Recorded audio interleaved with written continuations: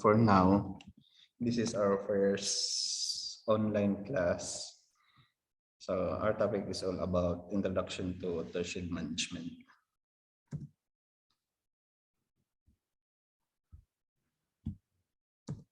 So learning objectives. So what is watershed? First, then second is the concept of watershed. Then third is the objective of watershed, and fourth is the watershed development approaches. So what is watershed? So as you can see, there are four definitions of watershed. So what is the difference or similarities of these four meaning or definition of watershed? So first, the blue one. So a watershed is a basin-like landform defined by high point and ridge line that descend into a lower elevation and stream valleys. Then second, the purple one. A watershed describes an area of land that contains a common set of streams and rivers that all drain into a single larger body of water, such as a larger river or a lake or an ocean.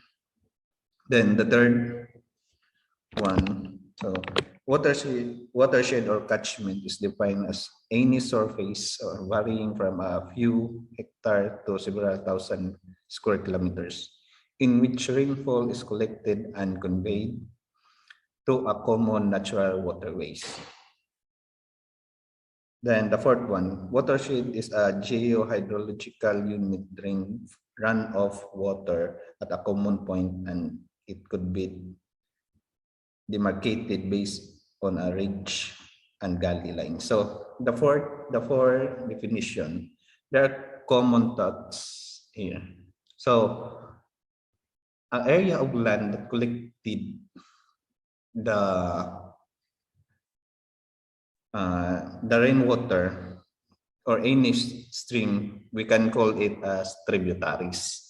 So drain in a collected in a one point, then drain in a one output or a one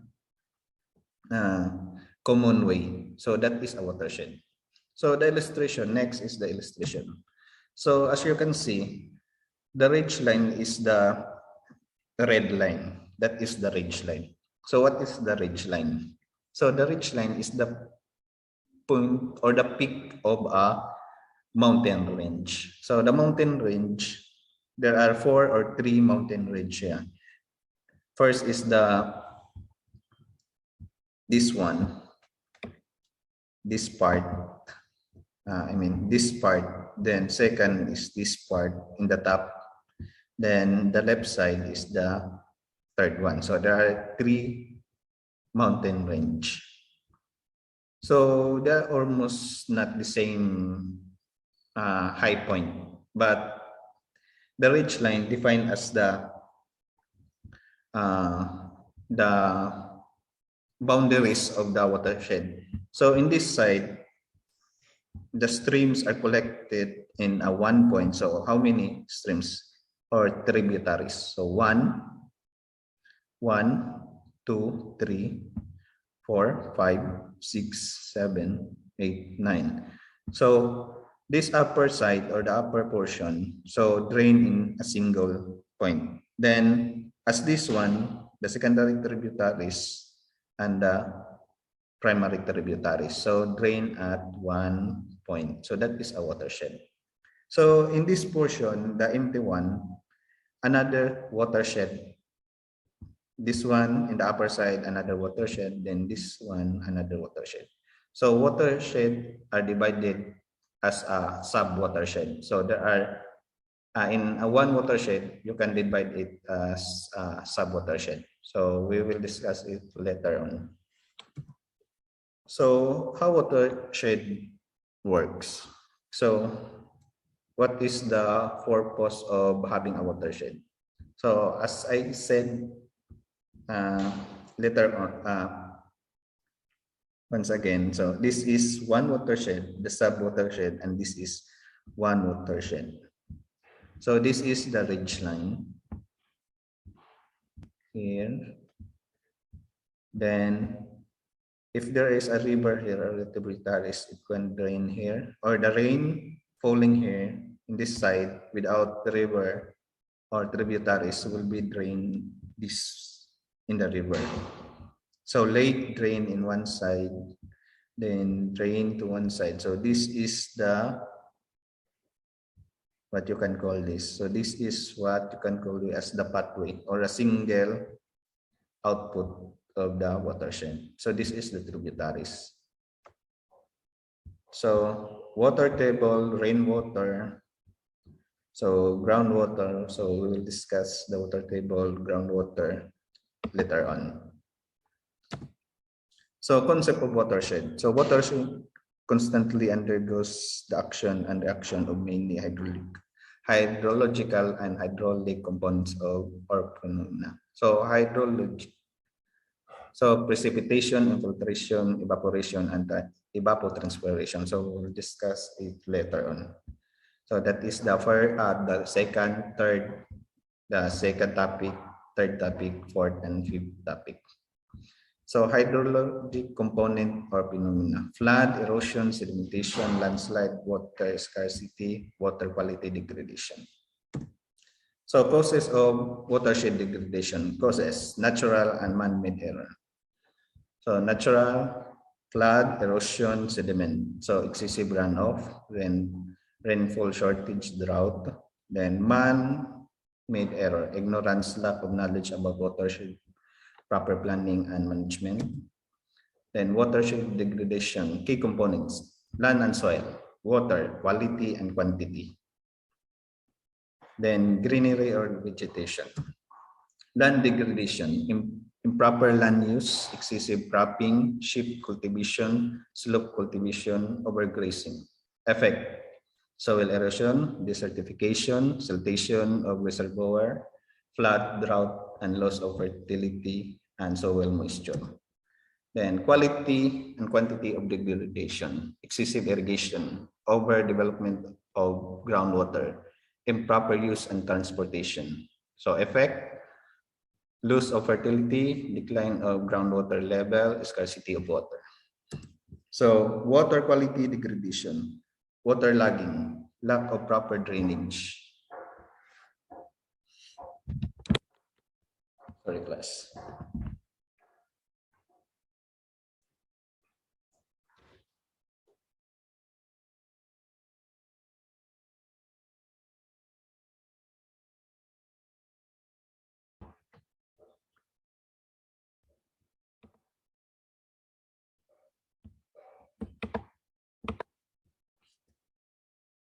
So water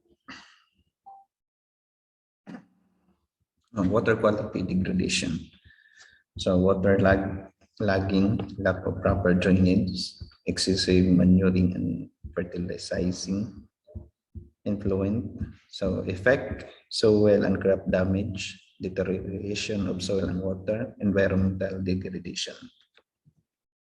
Next is the vegetation degradation or the greenery degradation. So cause unplanned deforestation. So deforestation is the cutting of trees to use or utilize the trees. So cutting of unripened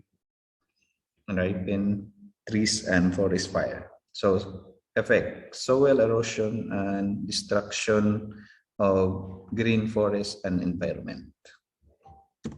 So watershed management. So this is our last topic. So we will discuss it at the final. So watershed management. So watershed management is a concept which recognizes the judicious management of three basic resources of soil, water, and vegetation for achieving a particular objective for the well-being of plants, animals, and human communities within a watershed boundaries. So that is the watershed management. So that is a general meaning or definition of watershed management.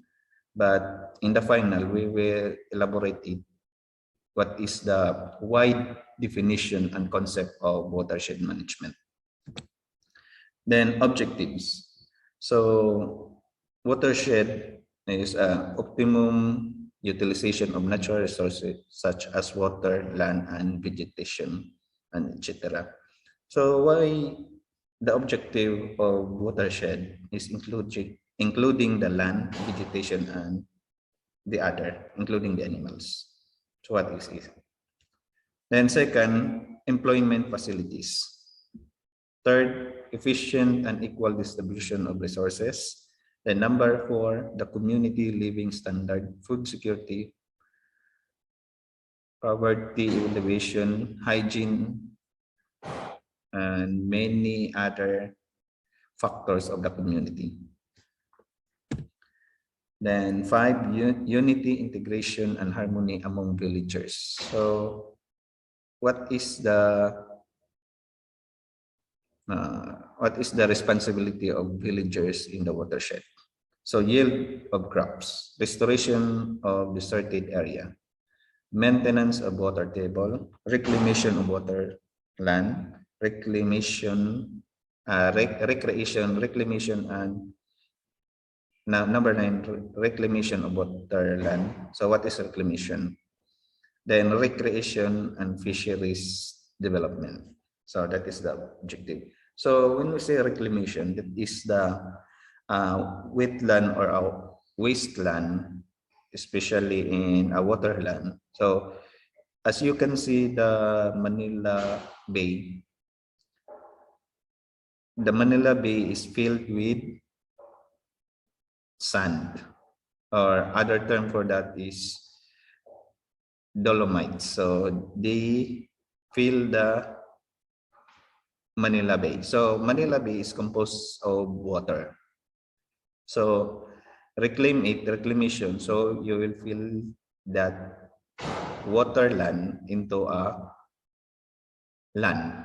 So dolomites and sand. So there are no more waters there. So it will be used for any infrastructure, building, so reclamation of wasteland. So recreation and fishery development. So recreation is like leisure time. So like you will say an eco park or a park, tree park. So that is a reclamation. So where a place where you can leisure time, you can use your leisure time here. You can do picnic, hunting, scenery of the nature, so many other things of recreation things. Then 11, water harvesting, water use control and conservation, growing greenery.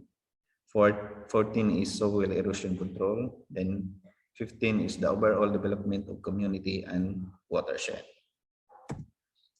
So watershed management. So what is the purpose of watershed management? So watershed management includes flood and its mitigation and control.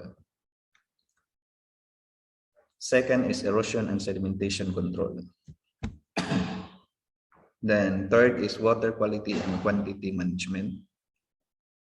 Then irrigation and water supply management. Then groundwater harvesting, land management. Then watershed management includes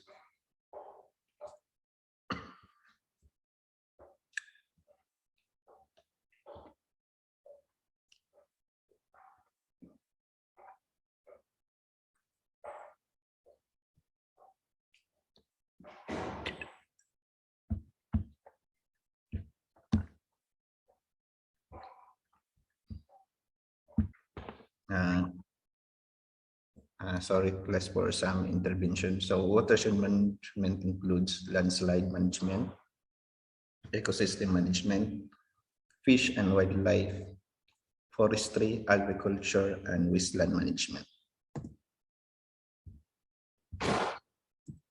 So watershed development approach. So integrated multidisciplinary approach. So watershed approach invites integrated inputs of various disciplinary for the development of watershed in accordance with their characteristics. So first, protect natural resources. Then second, attain good yield. Third, coordinates manpower with limited fund. Then the fourth one is the best or the most important one, community participation. So why community participation is the most important one? So first of all, community is the user of the watershed. So without watershed, maybe there are no more community down there, down the watershed. So community participation, if they degrade the resources up the watershed, no more water for their consumption, no uses of water for their consumption in many aspects of their life. So that is the first topic. So any more questions so you can raise, then we can view or we can review the topics, then we can review the PowerPoint. So any more question?